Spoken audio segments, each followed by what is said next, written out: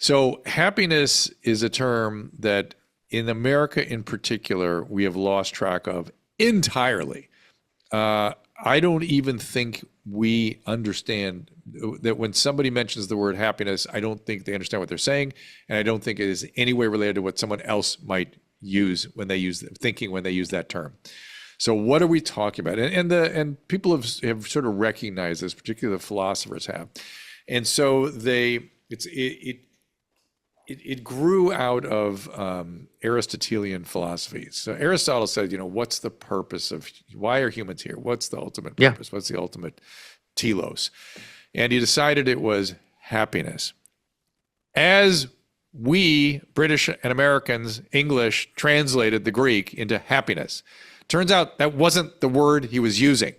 He was using a much richer, more complicated word called eudaimonia, which is essentially flourishing, a flourishing existence, being in the world, contributing, okay?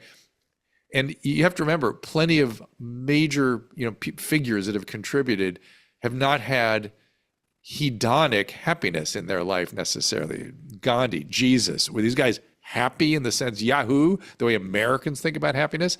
No.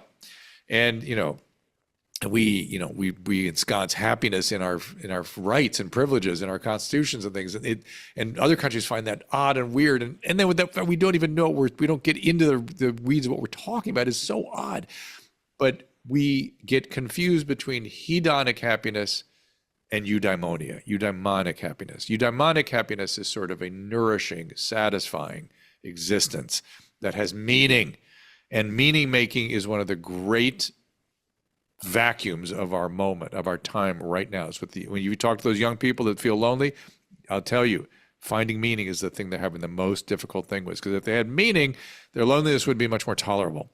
And they'd Isn't eventually, hedonic just another word for pleasure, though? yeah. A chocolate chip cookie, a drag of a cigarette, a 15-second orgasm. Yeah, that's hedonic happiness. Yeah, Correct. that's pleasure. That's not happiness.